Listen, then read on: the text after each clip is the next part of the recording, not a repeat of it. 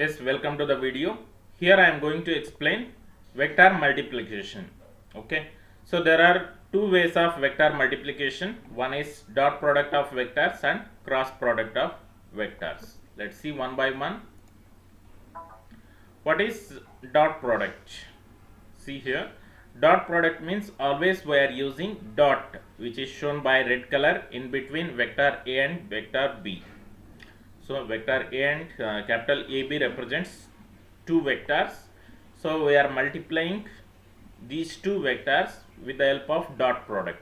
So therefore this dot symbol is very important. Okay. So A dot B.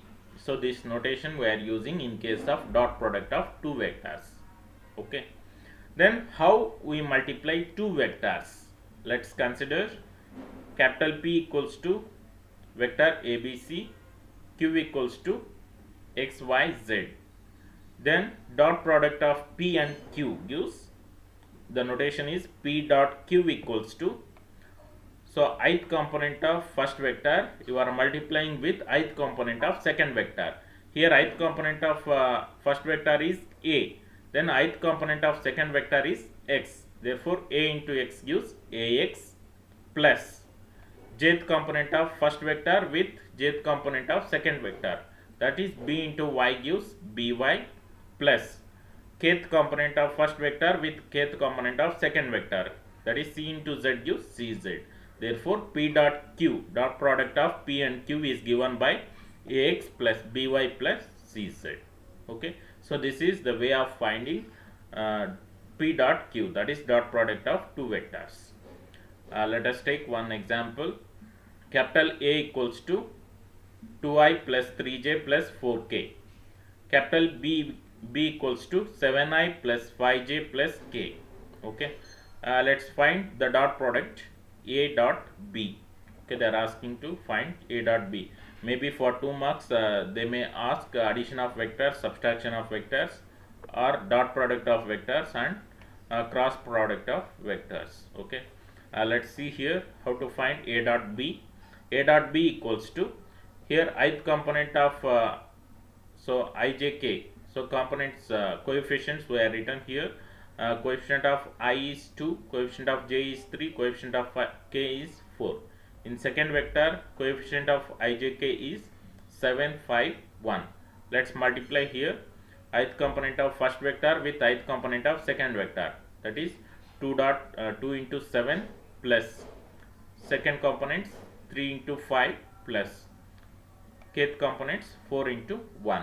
Therefore 2 7 ja 14 plus 3 5 ja 15 plus 4. So it gives A dot B, product of A dot B, dot product of A dot B gives 33. So dot product of two numbers is a number. Number is nothing but a scalar. Okay, dot product of two vectors gives a scalar or a number, just a number. Next, theorem of dot product. So you remember the statement of the theorem, dot product of A dot B, a dot product of A B, that is represented by A dot B equals to modulus of A into modulus of B cos theta. Here cos theta represents the angle between the two vectors. So it is very useful statement to find the angle between two vectors because it contains theta. Theta represents the angle included between the vectors A and B. If you calculate theta, that represents the angle, okay, angle made by the vectors A and B. And formula you are using in the numerator part, it contains A dot B divided by modulus of A into modulus of B. Okay, if you take expression for theta, so you are getting the angle, exactly what is the angle made by the given vectors. Let's see with the example. Find the angles between the vectors. So we are taken two vectors, A equals to 2i minus 2j plus k and vector B equals to 12i plus 4j minus 3k. Okay, let's find the angle. So they are asking to find the angle between vectors. So our formula is cos theta equals to a dot b divided by modulus of a into modulus of b. You take it as equation 1. First let us find the numerator part, a dot b value. Okay, so a dot b, that is dot product of ab equals to, you already knows how to find the dot product, that is ith component of first vector is 2, ith component of second vector is 12. Therefore 2 into 12 plus jth components are minus 2 into 4, kth components are 1 into minus 3. So if you simplify, a dot b equals to 24 minus 8 minus 3, it gives 13. So dot product of AB gives 13. Let's find magnitude of A. Magnitude of A is nothing but, you need to use one formula here. So magnitude of any vector we are finding with the help of the formula, square root of x square plus y square plus z square. X square represents the ith component, y represents the jth component, and z represents the kth component. Then square root of x square plus y square plus z square gives the magnitude of any direction, any vectors. Therefore here modulus of a equals to square root of x square. X square means first you are taking coefficient of ith component, that is 2 square, plus y square is nothing but coefficient of jth component minus 2 whole square, then the coefficient of kth component, that is 1 square. So if you simplify square root of 9, it gives 3. So magnitude of A is 3. Similarly you calculate magnitude of vector B equals to, here x square means ith component coefficient is 12 square, plus jth component coefficient is 4 square, plus kth component coefficient minus 3 whole square. So square root of 169, it gives 13. Okay, then we got all the required values, magnitude of A, magnitude of B, and a dot b. So let us substitute these values in the equation 1. Therefore equation 1 becomes cos theta equals to a dot b by modulus of A into modulus of B. So you got a dot b value 13, okay, divided by modulus of A is 3, modulus of B is 13. So 13 ones are 13 ones are cancels. So you are getting 1 by 3. Therefore if you send cos to RHS side, you are getting expression for theta. Theta equals to cos inverse of 1 by 3. So cos inverse of 1 by 3 gives theta value is 70 degree. That is the angle between the given two vectors A and B is 70 degree. So this is also very important for 2 marks. So they may ask, find the angle between two vectors. They are giving any two vectors, you need to find the theta value. Then here you remember always the nature of two vectors. So when you are finding theta value, we can find what is the nature, what is the theta value tells. So in case of first one, theta equals to 90 degree, then we can conclude two vectors are perpendicular to each other. If you get theta value 0, then two vectors are said to be parallel. If theta is 180 degree, then the two vectors are anti-parallel. Just you remember these concepts. Then properties of dot product of vectors. What are the properties of dot products? Let's see. The dot product of v dot u equals to u dot v. Dot product of two vectors is commutative. So commutative with respect to dot product means we can write a dot b equals to b dot a. So here we are using the notation v dot u equals to u dot v. So if the given vectors satisfying this condition, then we can say that the dot product of two vectors is satisfying commutative law. Let's verify with the example. Vector v equals to 2i plus 3j and vector u equals to 5i plus 7j. Let's find dot product of v and u, that is 2 into 5 plus 3 into 7 gives 10 plus 21, that is v dot u value is 31. Let us go with u dot v. U dot v, first you are taking vector u, 5 into 2, 10 plus 7 into 3 gives 21. Therefore, u dot v value is 31. So, therefore, here dot product of v and u, dot product of u and v gives the same answer, that is 31. So, therefore, it is satisfying commutative law. Then next, u and v. So, if u and v equals to 0, we already seen when the two vectors u equals to 0, v equals to 0, obviously dot product of u and v are 0. Then we can conclude that two vectors are perpendicular to each other. Then dot product of two parallel vectors is equals to the product of its magnitude. Okay.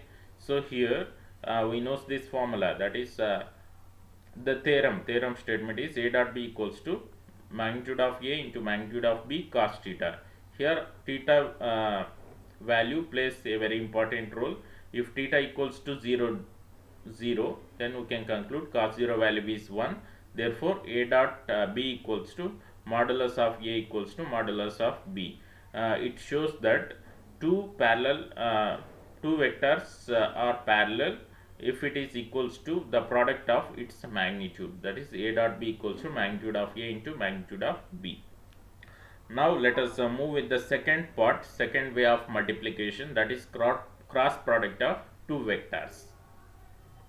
You can see here vector a is represented here by blue color arrow mark, vector b by red color arrow mark.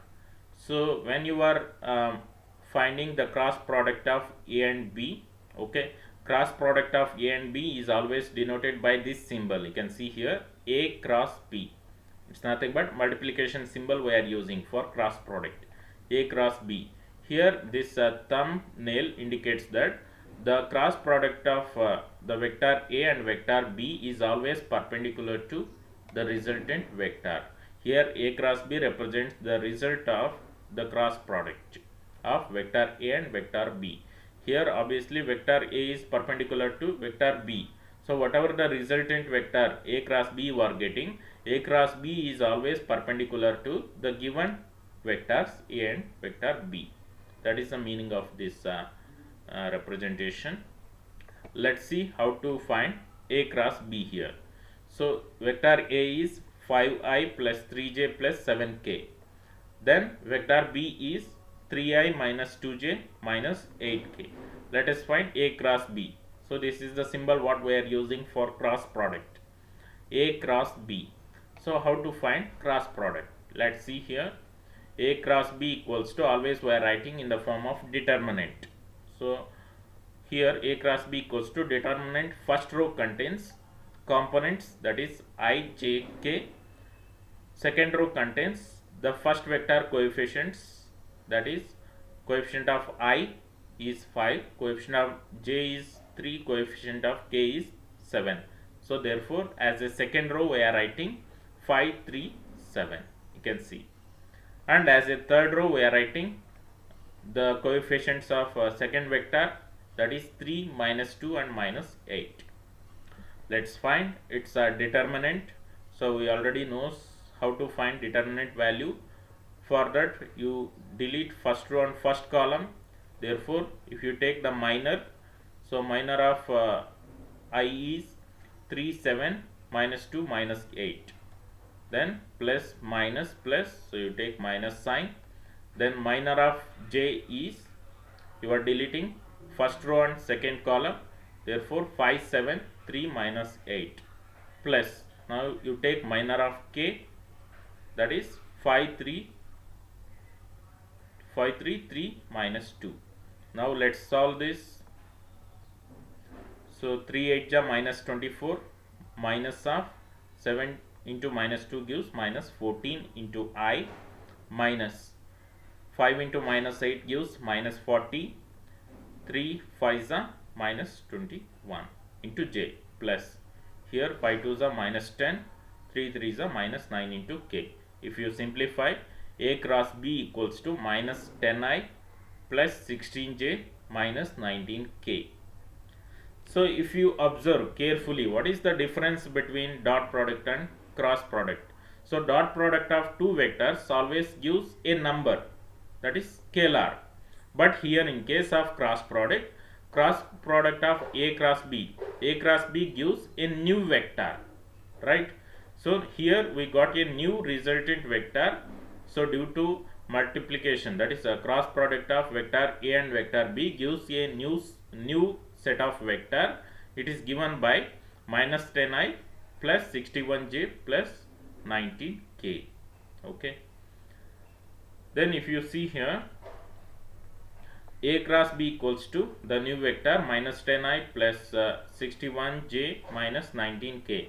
Cross product of two vectors generates a new vector, that is A cross B gives a new vector is represented by C. And here one more thing you can see, graphically we are represented this. So vector A is given, vector B is given, vector A and B are perpendicular to each other. So whatever the new vector you are finding, A cross B, so this is perpendicular to the given vectors. Perpendicular means it may be upward direction. A cross B is shown by upward direction, maybe it is in downward direction, but 100% it is perpendicular. The resultant vector is perpendicular to the given vectors. But here one more thing you need to observe here, A cross B is always not equals to B cross A, or A cross B equals to minus B cross A. Means we can see here it is not satisfying commutative law. Cross product of two vectors will not satisfy commutative law. Okay. Then if you see here, cross product of two vectors generates a new vector. Okay. Then dot product of two perpendicular vectors is 0. You please note this. Dot product of two perpendicular vectors is 0 if dot product of A and C is 0. That is dot product, if you take in between the resultant vector C and vector A, so its value is 0. Similarly, if you take dot product of B and C, so its value is also equals to 0. So if you calculate same thing, A dot C, if you calculate, its value is 0. B dot C is also giving 0. Okay. Now I am closing this video. In my next video, I am going to explain some more basic concepts related to basic definitions related to vector calculus. Okay. So keep watching. Thank you.